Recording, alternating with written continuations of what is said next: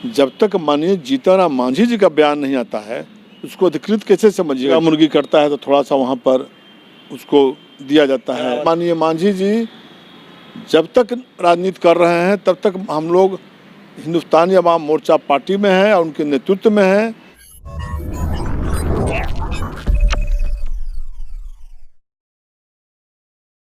नमस्कार, आप देख रहे हैं ब्रेकिंग बिहार। अभी हमारे साथ पूर्व मंत्री और टिकारी विधायक डॉक्टर अनिल कुमार हैं। इनसे जानेंगे एनडीए में इन दिनों जो लगातार खटपट की खबरें आ रही है उसमें कितनी सच्चाई है। सर, आपका ब्रेकिंग बिहार में स्वागत है। कैसा चल रहा है सर? एनडीए में सब कुछ ठीक ठाक चल रहा है क्या? देखिए, एनडीए में हमको तो कहीं दूर दूर तक नहीं लगता है किसी तरह की कुछ खटखुट है, क्योंकि अब पेपर का कुछ मसाला नहीं मिलते रहे और कुछ नेता लोगों का बयान नहीं आते रहे तो मन भी स्थिर नहीं रहता है। लेकिन इस तरह की कहीं कोई बात नहीं, पूरे मुस्तैदी से, पूरे चट्टानी एकता से माननीय जीतनराम मांझी जी जो हमारे नेता हैं पूरे मुस्तैदी से माननीय नीतीश कुमार जी को समर्थन चुनाव में भी दिए। चुनाव के बाद जब रिजल्ट आया तो उस समय नहीं लग रहा था कि पूर्ण बहुमत आएगा, लेकिन माननीय मांझी जी ने साफ कहा कि हम एनडीए के टिकट पर हम लोग सब साथ लड़े हैं, साथ एक दूसरे के यहाँ प्रचार में गए हैं, इसलिए हम एनडीए के साथ हैं। अब माननीय मुख्यमंत्री जी जैसे चलावे उसको, तो कहीं खटपट की तो कोई बात है नहीं। हम लोग कहाँ कभी खटपट में, हम लोग विधायक हैं, मंत्री नहीं बने तो कहाँ हम लोग कभी खटपट में कर रहे हैं कि खटपट। आपके मंत्री नहीं बनने से आपको भले नहीं हो सर, लेकिन क्षेत्र के लोगों को जरूर है कि आपके जैसा काबिल मंत्री अगर नहीं है तो बिहार को इससे लॉस हो रहा है। हाँ, वो अलग बात है, वो अलग है, वो तो जनता का है। लेकिन हम लोग माननीय मुख्यमंत्री नीतीश कुमार जी के साथ आदरणीय जीतनराम मांझी जी के नेतृत्व में पूरे मुस्तैदी से हैं और हम लगातार बोले हैं कि माननीय मांझी जी जब तक राजनीति कर रहे हैं तब तक हम लोग हिंदुस्तानी अवाम मोर्चा पार्टी में हैं और उनके नेतृत्व में हैं और पूरे मुस्तैदी से नीतीश कुमार जी को समर्थन दिए हैं और हम लोग कर रहे हैं।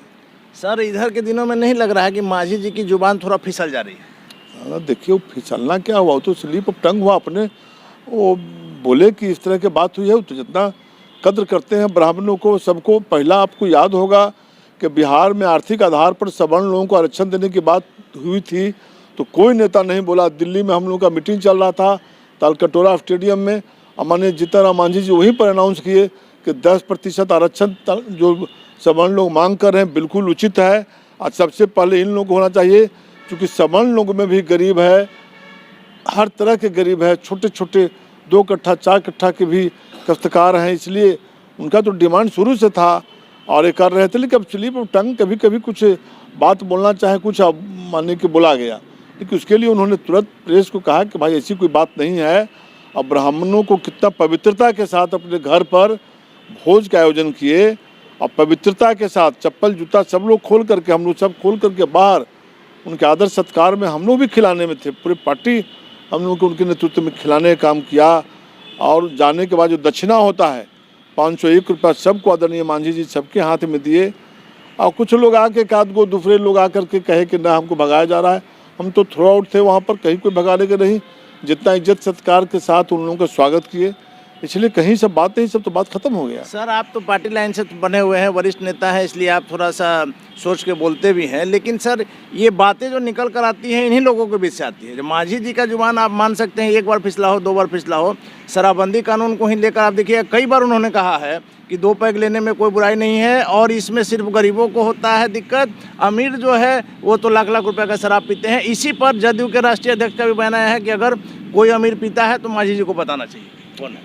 देखिए, मांझी जी एक बात और बोल रहे थे, बोलने का उसमें कुछ प्रेस वाले लोग लिखे होंगे, हम भी वाल्मीकि नगर में थे। आदरणीय मांझी जी बोल रहे थे कि हमारे समाज की संस्कृति रहा है क्या मुर्गा मुर्गी करता है तो थोड़ा सा वहाँ पर उसको दिया जाता है, चढ़ावा चलता है, शुगर कटता है तो वहाँ पर चढ़ावा चलता है। इस संस्कृति का वो बात बोल रहे थे।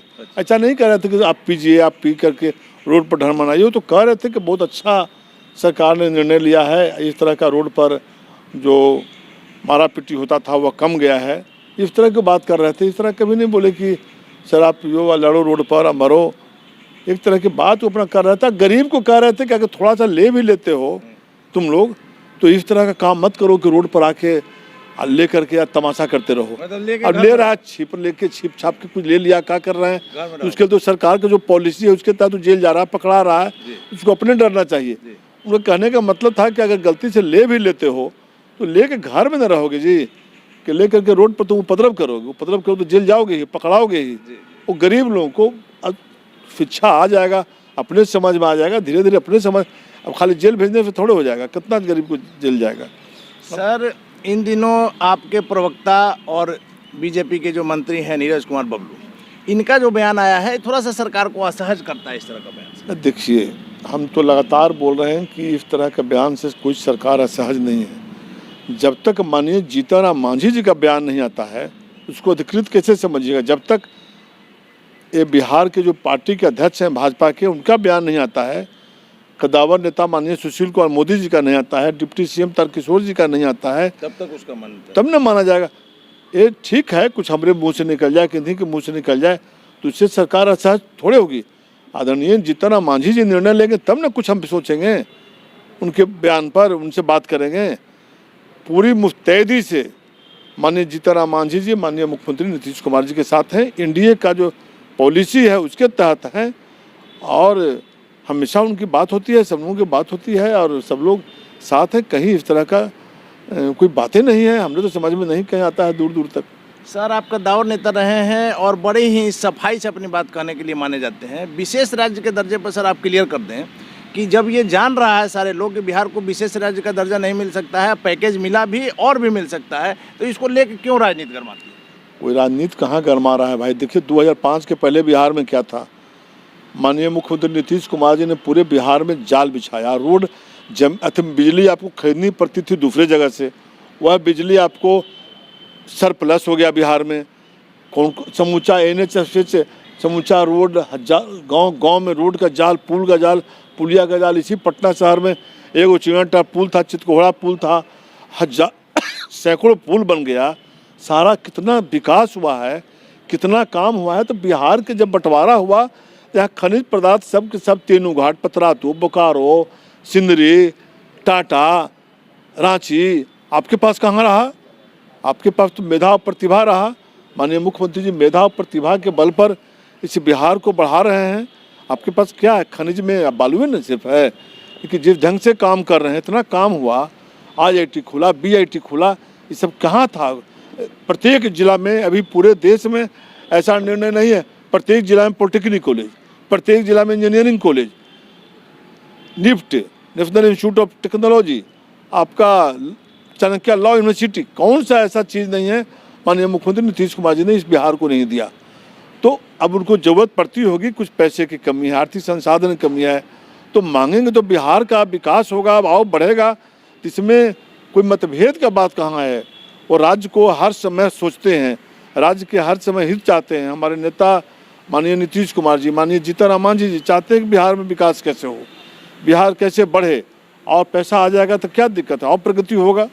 सर एक आखिरी सवाल ये लेना चाहेंगे कि बिहार विकास कर रहा है, इसमें कहीं कोई दो मत नहीं है, लेकिन बिहार की पुलिस इन दिनों सर थोड़ा ज़्यादा निरंकुश हो गई है। हम बात कर रहे हैं सहरसा में पप्पू देव की जो घटना हुई। सर आपको भी पता है कि पप्पू देव का क्राइम से नाता था, लेकिन इधर 2 सालों से किसी तरह का कोई क्राइम से नाता नहीं था, सभी मामलों में बेल था, वो सामान्य ज़िंदगी जी रहे थे। पुलिस ने जिस तरह से उनको उठा कर ले जा करके मारा, पोस्टमार्टम रिपोर्ट में भी यह क्लियर हो गया है कि उनको टॉर्चर किया गया, जिससे उनकी मौत हुई। देखिए, यह बात अत्यंत दुखद है।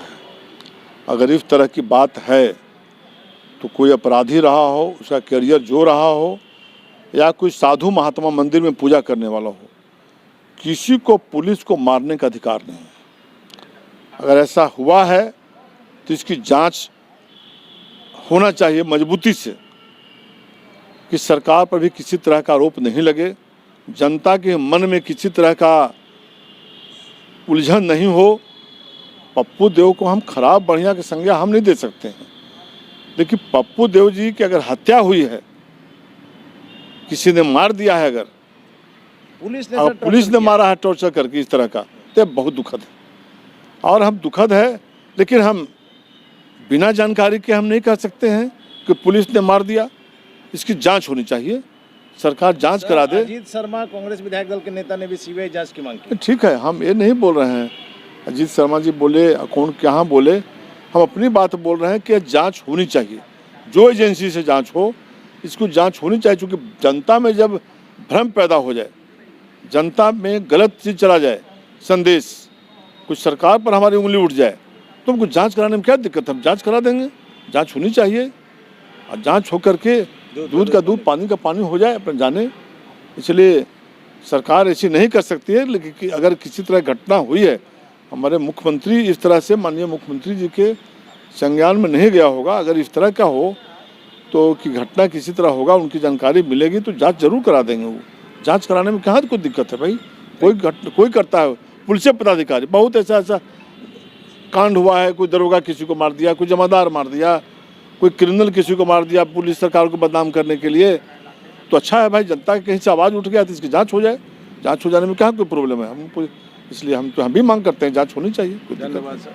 तो ये थे हमारे साथ पूर्व मंत्री डॉक्टर अनिल कुमार, जिन्होंने साफ शब्दों में कहा कि एनडीए में भी सारा चीज़ ठीक है। पप्पू देव वाले प्रकरण पर इन्होंने भी जांच की मांग का समर्थन किया। आप देख रहे हैं ब्रेकिंग बिहार, खबरों का सिलसिला जारी है। आप बने रहें ब्रेकिंग बिहार से।